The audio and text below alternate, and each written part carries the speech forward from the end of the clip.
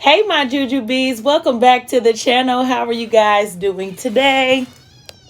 Sorry, this is crooked. It's bothering me. I can't figure out how to center myself. And then I look like I'm too far down when I do it like that. Like, I don't like this. Hey, y'all. How are you guys doing today? If you are new here, please don't forget to like, share, comment, and subscribe. I would be excited if you did. It's pretty late, so you probably won't get this video until Monday, but I'm here, guys. I was working today, working on my bracelets, getting some things out. So I have a late meal, and it's a pizza and chicken. So I finished,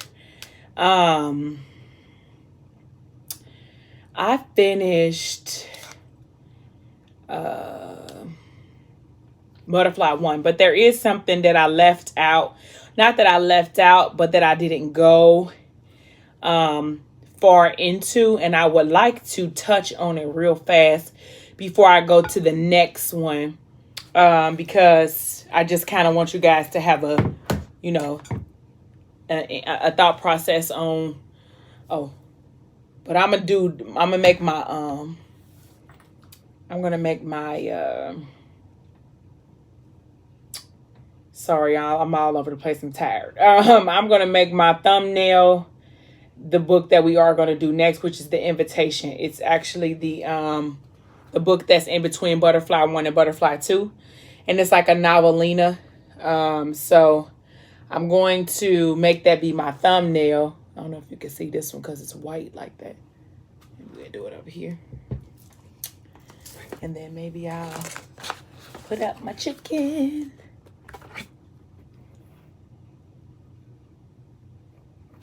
All right, so but what I wanted to talk about real fast in Butterfly 1 is the end of Butterfly 1 when Messiah is at the cemetery with Ethic, and he is telling him about his cancer, about how he was away for a long time and he was dealing with cancer. You know, how he fought so hard. I'm going to just take this out of here. How he fought so hard to get back to Morgan. And that he needed Ethic to help him get back to her. He's like, oh, gee, like I went through all of this just to get to her. And I just can't be here, you know, in this place without her. So,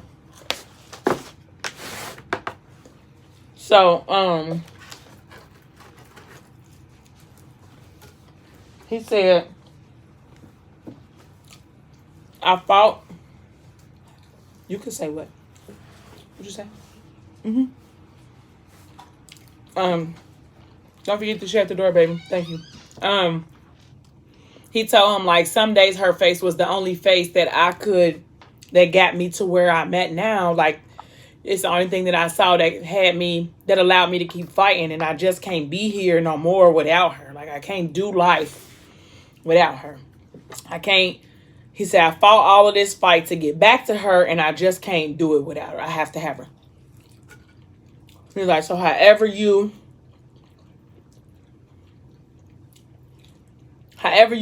want me to come back, whatever you want me to do, I do it because I need her.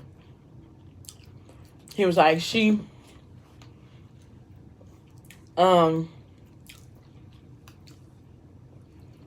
said, so when he walked up on him, you know, of course, Ethic instantly was like, you know, ready to put a pistol. He's like, I ain't on no bullshit.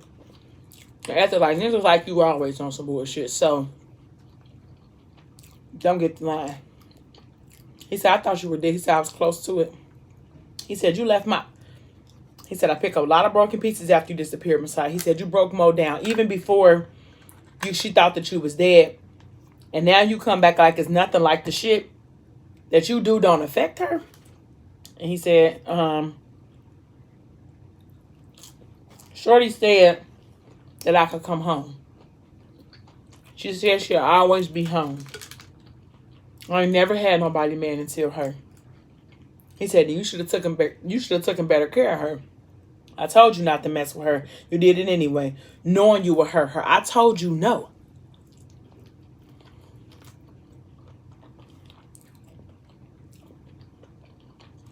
And Messiah said, I know. And I want to say that I would have did it different if I could go back, but I wouldn't know, G. He was like, I love her. And I need this to pop up, sorry. He said, I love her. And I'd risk it all every time just to feel it with her. He said, where you been, Messiah? He said, you don't leave somebody you love for 2 years. I'm trying real hard to control myself. You have no idea what you left behind. Because mind you, he don't know Morgan was pregnant. He don't know that she got 2 beautiful kids that belong to him. All he knows is that she got those 2 beautiful kids. He don't know they belong to him. He don't know that they're part of, something that they decided to do together. Sorry. So, he said, I had cancer, big homie. He said, I didn't come back because I couldn't.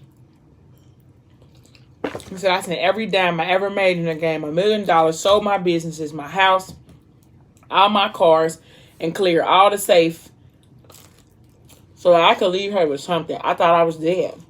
God had other plans. And that was like, cancer? He's like, yeah. What stage? He was like 4.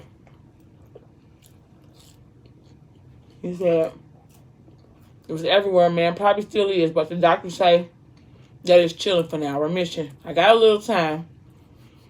He said, but whatever time I got to spend it with her. He said, I want to see her face, man, because some of the days, that face was the only thing that got me through. He said, I had a hard time, man. His voice cracking because now he crying. He said, and you went through it by yourself, chemo, radiation. He said, I ain't got nobody, man. That's the only thing I hate about Messiah is because he did have Blue. He didn't go through it alone. He went through it with Blue, even though, I don't know, but he went through it with Blue. And so, he said, I don't got nobody, man. Put his head down. He told, pick your head up, boy. He said, I need her, man. I need her. He said, I went through all that, so much pain just to get back to her, and I can't not have her. I got to get her back. I have to have her back. And he definitely told, like, Morgan is delicate, man. And it ain't something that you could just drop on her. Because Morgan can barely listen to you say Messiah's name, let alone see this man rise from the dead. So he said, whatever I got to do, I'll do whatever it takes. I just need help, OG. He said, nobody ever helped me. I was little as fuck, man. He said, nobody did shit. Now, he said, don't leave me stuck, man. Just help me get her back. She was the only one that ever loved me. I got to get her back. By this time, he ain't talking about. Y'all heard that? That's nasty. He's talking about all the grown people in his life that left him on stuck. And so, after he hugged Messiah, he told him, like, don't worry about it. I got you. I got you. So that's when we go to the invitation. Now, the invitation is kind of like a novelina. It's like an in-between book. In between Butterfly 1 and Butterfly 2.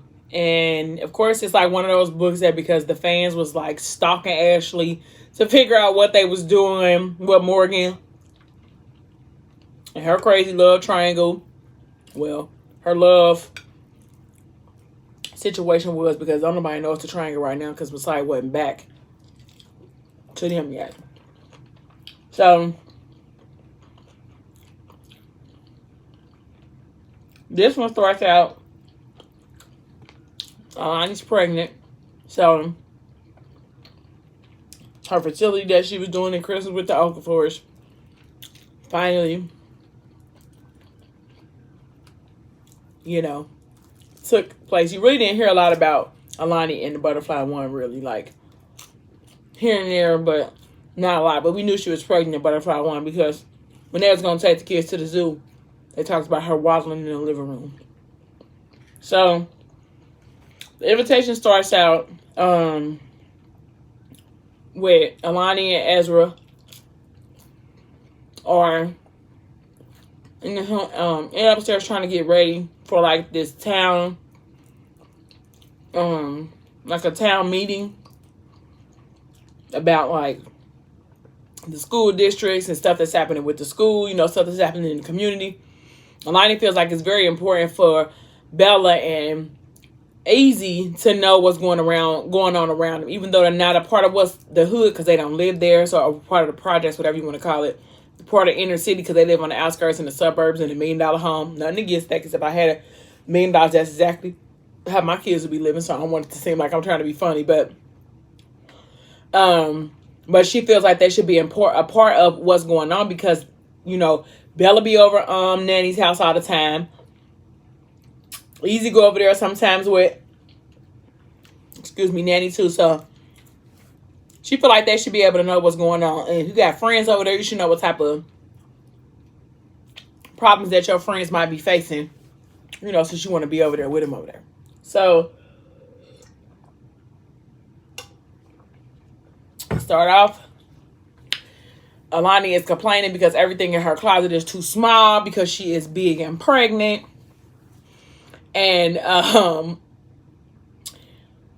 so she's like, can you please help me with the zipper? And he's like, if I help you with that zipper, like it's coming down. And she felt like, shoot, come on. Like, because it's been a long time since, you know, you done gave me any Mr. Happy time. So go ahead and unzip this zipper. You know what I'm saying? But he just went past, kissed her shoulder and kept on going. And she just was kind of like, dang, like he really like turned me down again. Like, and this is probably, I guess, maybe like the second or third time that they've had the opportunity and he didn't jump on that thing.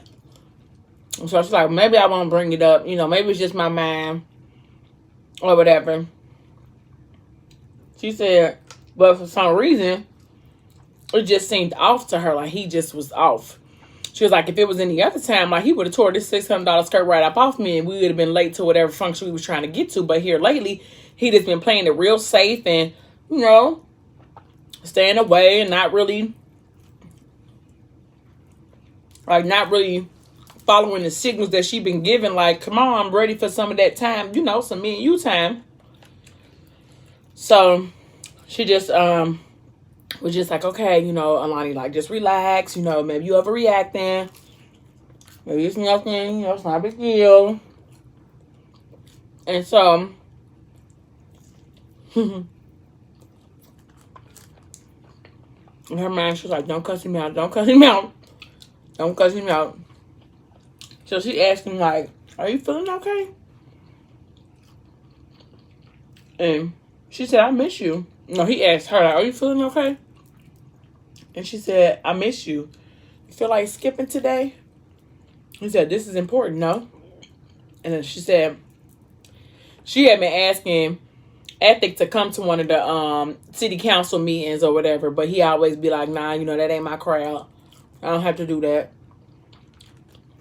So she had been begging him to go, and now he finally agreed. And so she like, well, if you passing out Mr. Johnson, I can miss. Now you can wait. But she's like, it is, you right.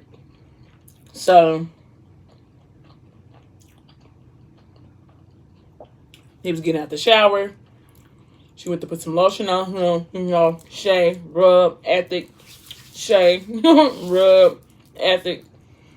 So she told him, like, go ahead and turn around. He turned around. And so when she gets to his Mr. Johnson time, she tried to, you know, get Mr. Johnson excited. He like, come on, baby, we gonna be late. And she like, you know, I'm like, like, don't keep on turning me down. Like, that, and it's not really his MO. Like, Ethic, he liked to be a grown-up and have grown-up time. And he likes to do it very often. So she confused, like, what's going on? So she like, that's it. I'm about to say something because I can't hold on to this feeling all day long. Especially since I already been holding on for a long time. I'm sorry for licking my fingers like this, y'all. But napkins, I'll get this towel. I'm real sorry. Please Don't stop loving me for it. But she like, I gotta go ahead and say something. She was like, because if I don't, like, this is gonna stress me out. And you know how we are as women. Like, if you don't say something right then and there, you let that thing fester, and it turns into something other than what it could have been. Now you start making up stuff in your mind, like, cause he got to be doing this and he doing that, and he ain't said nothing about this, so he. So you got to sometimes address that thing, cause if you don't, it's gonna turn into a whole nother thing, and that's exactly what little Miss Missy did. So she was like, Ezra, we need to talk. No, she like, Ezra, I need to talk to, and then Easy busting like, oh my God, I can't do this stupid shirt. Like, busting in the room. He was like, hey, big man, what I tell you about knocking, boy? And she said, it ain't like he interrupting something. Come here, big man, I help you. He was like, that's not the point. Knock first, E. Sorry, Dad. Like, and then he said, I'll pull the car around. So she said, like, in her mind, like, he is too in tune with me to not know that I'm unsettled. Like, he has to feel me not feeling him. Like, he got to. Like, he too in tune with me for that. He know what's up. He just choosing to ignore it. That's what she thinking. So Easy asked her, like, are you okay? And she like, I'm okay, big man. How could I not be when I have you? You ready for the meeting? And he like, do I have to go? And she like, yes, sir. It's important. The community belongs to you too. And you don't want to let that happen, nothing to happen without you having to say. Your voice counts and you matter. So let's go use it, okay? He like, okay. And she's like, Bella, let's go, you know. And Bella coming there with a belly shirt on. She like, that's not going to work. Going back to your room and change. Like, you tried it. She like, she was like, and with less attitude, like, we already running late, we need to go. And she was like, so go ahead and get some clothes or whatever. So they go downstairs. And she said, I don't even get why we got to go to these every week. She was like, because, Bella, that's where I'm from. That's where you go to hang out with Nanny and Hendrix and Bianca and Lyric. We lucky to be having all this luxury, but they don't. And so we got to make sure we stand up for them, just like it's us. You can't be in the hood and not be from the hood, Bella, and then it's not a playground. Like, you got to get real. Life gets real over there. Like, and you can't love someone from the bottom and then leave to fight the hard parts alone. You understand? She like, I do. So go ahead. Don't be too long. So when they get downstairs, Ethic is like, hey, wife. And she like, hey, husband. And he like, I love you. Attitude and all, Mrs. Okafor. And she said, not sure if I believe you, but it sounds good. So he pulled the car door open, got her in the car, and so they went to the city council meeting. And they noticed, like, well, Ethic noticed why he was driving, and Lonnie did too, like, when coming from where they live at, driving towards the city, like, it's a drastic change. Like, the buildings is run down, the potholes are bigger, like, it's just a drastic change in between the suburbs and the city part. And so it's like, dang, you know, we both, well, she grew up there because he didn't grow up in Flint. And she says, like, you know, it was something nice when she was younger, but now it's just like this dreary, like, you know, place that nobody really, like, loves anymore. It don't have no love. You know, the city just getting raggedy or whatever. So when they got to the church or whatever, they went on ahead and got out. Nair said hi to everybody. And Bella and Alani was holding hands because that's just what they do. Like, you know, Ethic came opening up the door for her. Easy opening up the door for Bella. Go ahead and teach your son how to be a gentleman. And when they got out of the car, Alani and Bella was holding hands because they really are best friends. Like, they really have that, like, you know, mother-daughter bond. And so he said, it's good to see you, man. I was beginning to think your vote might go to the competition. And Ethic like, nah, never that. Just not in the circus of politics and all that. Out of sight, out of mind. I value my peace. He said it's a little too official here, considering how unofficial my business be, you know. And Naira was like, you safe here wherever I am, bro. Like, I wouldn't ever put you in jeopardy. And Ethic was like, good to know. So Alani and Bella and Easy went to the front, and Ethic wound up standing in the back because he felt like he has to guard them at all costs. There's only one entrance. If somebody come in, he can make sure that he can take care of them before they can ever get to his most prized possessions. Like, that's the type of mentality he has. Like, and so Nair speak to her, and he leaned down and speak to Lonnie's stomach, and Ethic wants it to be a girl, Lonnie wants it to be a boy, and you know, so then Nair, like, you know, square up with Easy or whatever, throw him a few little punches. And he like, you need to keep your hands to yourself, uncle. He said, I ain't going to be little forever. He said, you won't be, big man. He said, that's why I gotta make sure you're tough. You're gonna have a whole legacy to live up to. He said, you wanna sit up here with me? He like, Daddy, can I? He like, yeah, that's fine, big man. So they asked where Mo was at, and Mo was like, I'm here, you know, so she in the back. Everybody say hi to everybody, and Nair, of course, speaks to her because her and Nair kind of like had counseling sessions that they had been dealing with. You know, he be calling her, checking on her while she upstate. While she was upstate, they haven't really talked a lot since she's been in London. But, you know, Nair is Team Mo. Like, he don't care who came before him or after him. He is definitely Team Mo. And ain't nobody gonna change his opinion on that. He looking out for Morgan. He don't care what Messiah did or didn't do. He'll lay Messiah out for Morgan. That's the vibe that I get from Uncle Nair. And so he asked, like, who's responsible for that smile? And so after said a nigga that don't like breathing. And she said, this is not the time or the place, Ezra. That's Alani. I got this. I've got to get this show started, but Mo don't race out of here afterwards. Like, I want to hear about that smile. And she said, I'll stick around, you know, good luck or whatever. So he said a nigga don't need luck when he got God on his side. God gonna side with anybody else because your mouth is reckless. Alani T's like, where's Nanny? So they all went in front or whatever. So this meeting was kind of about the school systems, about how the schools inside of the Flint school district, so the city schools basically, were failing. And not only are they failing academically, but they don't have any programs in the schools. The schools are run down. They got roaches. They got rats. Like, it's just terrible. So they trying to basically come up with a way to scatter all of those city schools and to break them up to send them out to the suburban schools. And we all know that that's kind of a bad idea. Because you're taking kids from their environment to putting them into somebody else's environment, and it's going to cause a riffraff.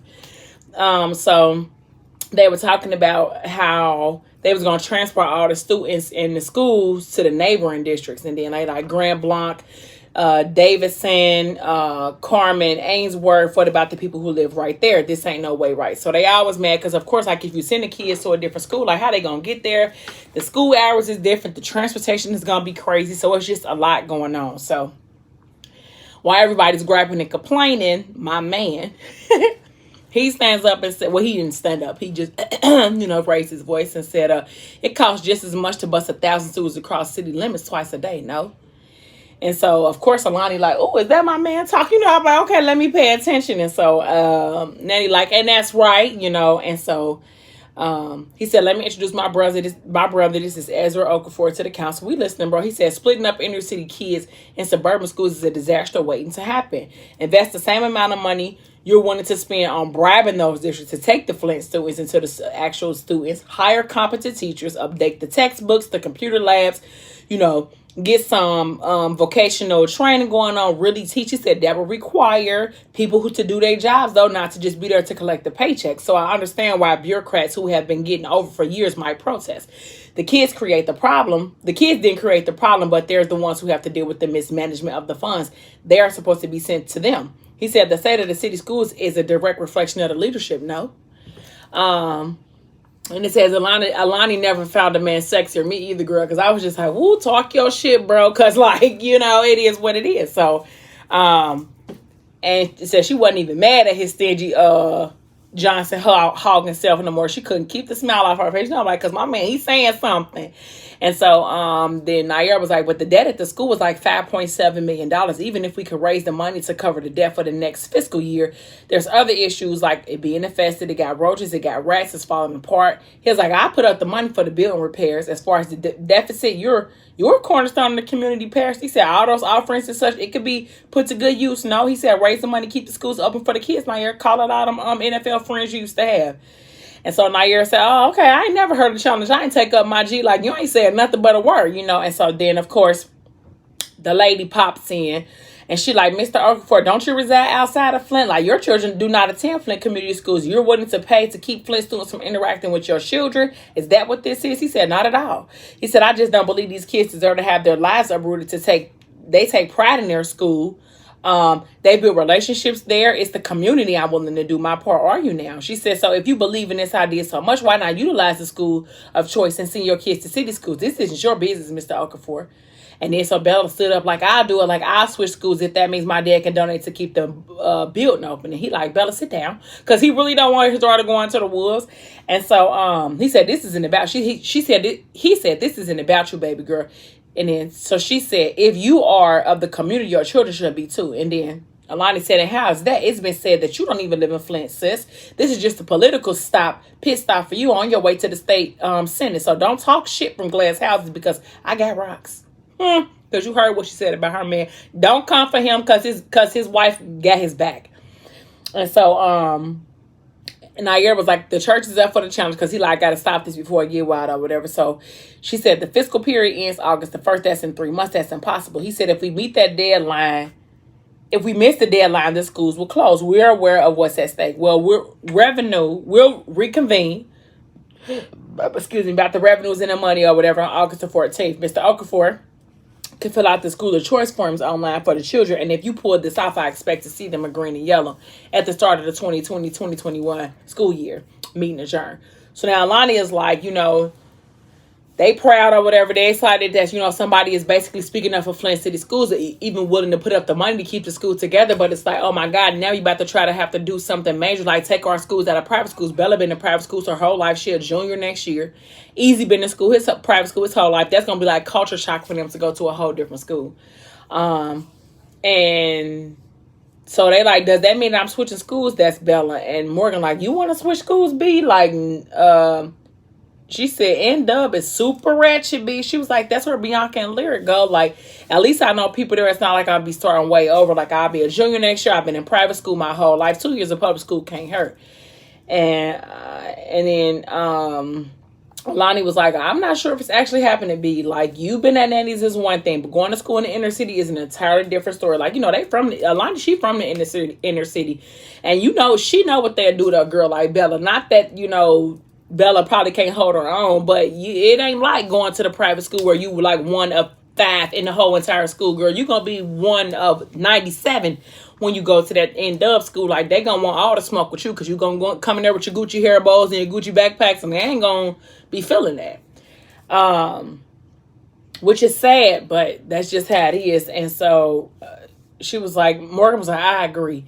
And so when they finally got to ethics, she's like, what just happened? He said, I just put the entire north side of Flint on my back. Like, so he went into the office and talked to Nair, about what they basically said out there. And he told Nair, like, I'm not sending my kids to no city schools. He was like, Nair was like, well, what if you just like up the security? Like, we can hire some people that can be like, that Bella wouldn't even know was there to guard her, but, kind of look out for her or whatever. And he was like, I mean, you can't hold their hand forever. Like, you got to be able to prepare for the real world. He like, I know, but I ain't. And then Nair said something about Easy. He was like, what about Easy? I ain't said nothing about Easy. Like, I definitely said something about Bella, but I ain't say nothing about Easy. Sorry, my daughter yelling in the background. I'm not really sure why. And so they both were just kind of like, he was like, I just really don't know about that. He was like, what I do about mine? It's like that whole little keep it on the up and up and do what I'm supposed to do. Like, I ain't gonna be able to do that if my daughter go to school. Because he said, I tear the whole school down and shoot first and ask questions later. And so, yeah. So then that's where this one, but this one is kind of like, it's a battle that they both don't want to fight, but they may have to because, Ethic went on ahead and spoke his piece. So I'm going to stop right here because I'm 30 minutes in. But this book is not long. It's probably about 100 and some pages. So I feel like I should be able to do this in like 4 videos. So don't forget to like, share, comment, and subscribe. Thank you guys so much for watching. And I'll see you tomorrow. Not the same time, but definitely the same place.